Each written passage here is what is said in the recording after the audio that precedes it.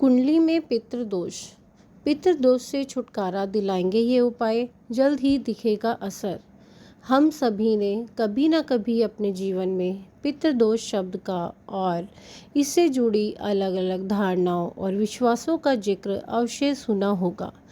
अधिकांश समय में ऐसा होता है कि जिन लोगों को पितृदोष के बारे में सही जानकारी नहीं होती है, वे बेहद ही जल्दी इस शब्द को सुनते ही डर जाते हैं और फिर इस डर के चक्कर में लालची व कथित पुजारियों के झांसे में आ जाते हैं, जो उनके भोलेपन का फ़ायदा उठाने और उनके डर को पैसे कमाने के ज़रिए में तब्दील कर लेते हैं। हालांकि हमारे कहने का ऐसा मतलब बिल्कुल भी नहीं है कि सभी पंडित या पुजारी ऐसा करते हैं। हम केवल उन कथाकथित पंडितों के बारे में जिक्र कर रहे हैं जिनसे कभी न कभी शायद आपका भी सामना हुआ होगा।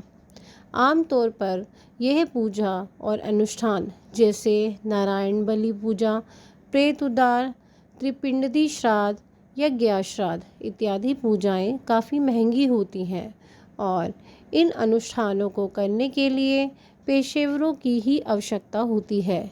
किसी सामान्य व्यक्ति के लिए इन्हें कर पाना बहुत मुश्किल होता है।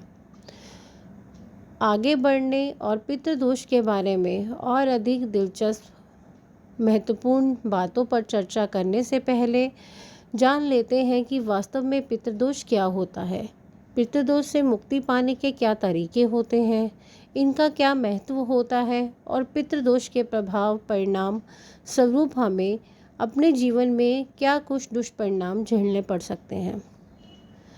दोस्तों, मेरा नाम आचार्य ज्योति वर्मा है और मैं अमृत मंथन में आप सबका स्वागत करती हूँ। दोस्तों, मेरी यही कोशिश है कि हम अपने पूर्वजों को किस तरह से प्रसन्न करके व भयावह पितृदोष के नकारात्मक प्रभावों से छुटकारा पा सकते हैं। साथ ही आपको यहाँ तक इस बात की भी जानकारी दूँ कि पितृदोष क्या है, इसके कारण क्या होते हैं और किन उपायों को करके आप इस जटिल दोष का प्रभाव अपने जीवन से कम व दूर कर सकते हैं। तो चलिए, ज़्यादा देरी ना करते हुए हम अपनी वीडियो की शुरुआत करते हैं। क्या होता है ये पितृदोष? पितृदोष शब्द दो शब्दों से मिलकर बना है, पितृ और दोष। पितृ का अर्थ होता है पूर्वज या हमारी पिछली पीढ़ी के संदर्भ में इसका उपयोग किया जाता है और दोष का अर्थ होता है श्राप। ऐसे में पितृदोष का अर्थ हुआ हमारे पितरों से संबंधित श्राप। ज्योतिष की दुनिया में सबसे व्यापक ग्रंथों में से एक माने जाने वाले बृहत्पराशर होरा शास्त्र भी इस बारे में दावा करते हैं कि पितृदोष का संबंध हमारे पिछले जन्मों से भी होता है। पितृदोष कुल 8 तरह के होते हैं, जो किसी कुंडली में ग्रहों के अलग अलग संयोजन के चलते बनते हैं, लेकिन उन सभी में से पितृदोष के रूप में वर्गीकृत किया जाता है। पितृश्राप, मातृश्राप, भातृश्राप, मातुल श्राप, ब्रह्म श्राप, पत्नी श्राप और प्रेत श्राप, ये 8 प्रकार के श्राप हैं। इन श्रापों का प्रभाव विभिन्न तौर पर हमारे जीवन पर नकारात्मकता के रूप में पड़ता है। हालांकि मुख्य रूप से यह युवाओं को प्रभावित करते हैं। हालांकि आगे बढ़ने से पहले हम ये स्पष्ट करना चाहते हैं कि ये योग जटिल ग्रह विन्यासों के चलते निर्मित होते हैं, जिन्हें एक आम व्यक्ति या किसी नवसिखिया के लिए समझ पाना बेहद मुश्किल होता है। ऐसे में इन विषयों के बारे में ज्ञान प्राप्त करने के लिए आपको खुद गहन शोध करना या फिर किसी प्रसिद्धि या अनुभवी ज्योतिषियों से परामर्श लेने की सलाह दी जाती है। हम अनुरोध करते हैं कि इन योगों के बारे में जानने के बाद चिंतित व घबराने से बचें और बल्कि अपने लाभ और इन दोषों का अपने जीवन से दुष्प्रभाव हटाने के लिए उपाय के बारे में विचार करने की सलाह दे रहे हैं। कुंडली में पितृदोष का कारण बनने वाले कारक कौन से होते हैं? कुंडली में पितृदोष का निर्माण होना एक बेहद ही जटिल योग है, जिसे यहाँ पूरी तरह से समझ पाना मुश्किल है। फिर कुछ चीज़ों के माध्यम से आपको यह समझाने का प्रयत्न कर सकती हूँ कि कुंडली में आखिर पितृदोष का निर्माण क्यों होता है। हालांकि हम आगे बढ़ने से पहले एक बार फिर आपसे अनुरोध कर रहे हैं कि व्यर्थ में चिंता ना करें और किसी जानकार पंडित से परामर्श करके इस दोष के प्रभाव को दूर करने के उपाय के बारे में ज्ञान प्राप्त करें।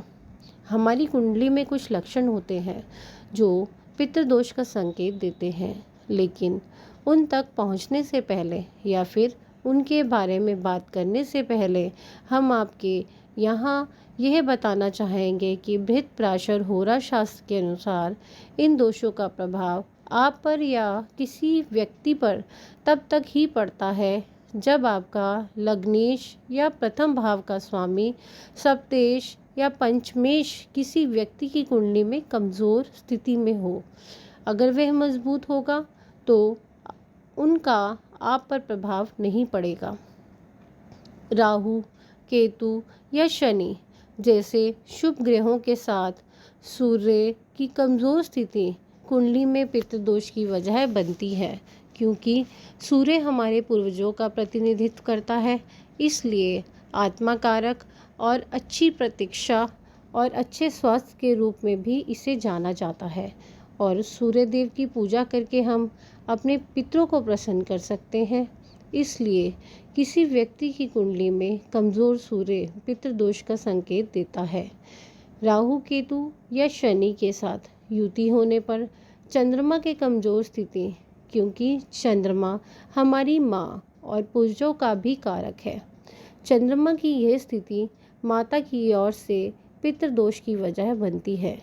अगर कुंडली में पंचम भाव का स्वामी कमज़ोर स्थिति में हो या छठे, आठवें या 12वें भाव में स्थित हो, पंचम भाव में राहु, केतु, शनि या मंगल जैसे अशुभ ग्रहों का प्रभाव हो, कुंडली में नवमेश की कमज़ोर स्थिति भी पितृदोष को दर्शाती है। पितृदोष का प्रभाव, जब व्यक्ति के जीवन पर पितृदोष का प्रभाव होता है तो उनके जीवन, उनके परिवार में कुछ विशेष तरह से संकेत नज़र आने लगते हैं।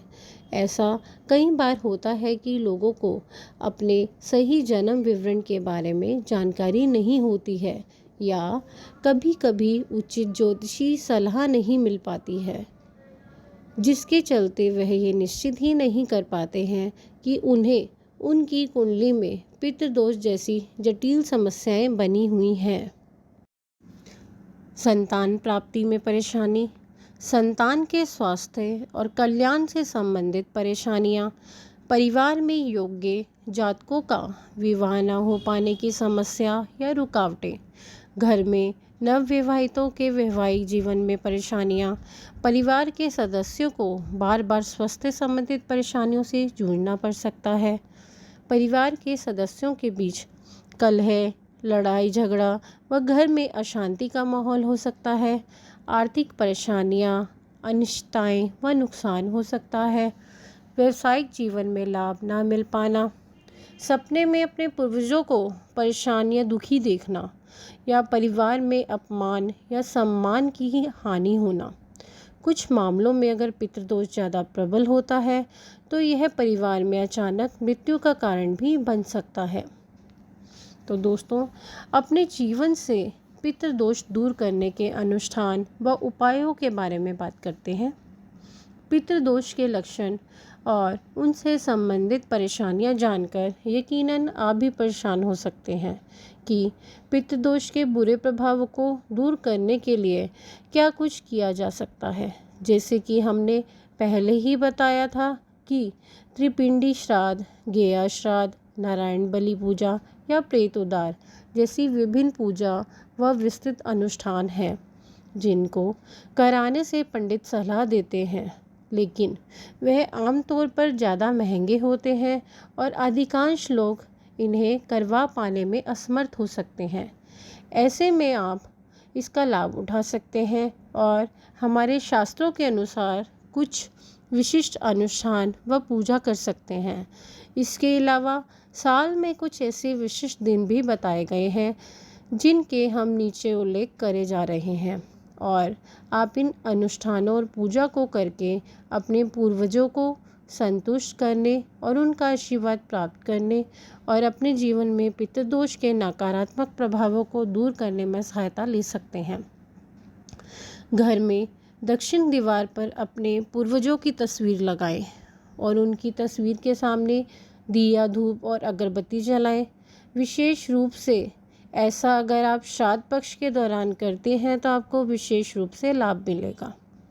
हमेशा अपने बड़े बूढ़ों का सम्मान करें और उनके द्वारा आपको दिए गए जीवन के लिए उनका आभार व्यक्त करें। तांबे के लोटे में थोड़ा सा जल लेकर उनमें काले तिल डालें और फिर उसे सूर्य देव को चढ़ाएं। ऐसा करते समय अपने पूर्वजों को याद करें और उनसे प्रार्थना करें। विशेष तौर पर यह उपाय आप श्राद्ध पक्ष के दौरान रोजाना नियमित रूप से कर सकते हैं। ऐसे और भी उपाय हैं जिन्हें करके आप अपने पितृदोष को कम कर सकते हैं। तो दोस्तों, अगर आपको मेरी वीडियो अच्छी लगी हो तो लाइक कीजिए, शेयर कीजिए और बेल आइकन को ज़रूर प्रेस कीजिए ताकि आने वाले वीडियो का नोटिफिकेशन आप तक सबसे पहले पहुंचे। धन्यवाद दोस्तों।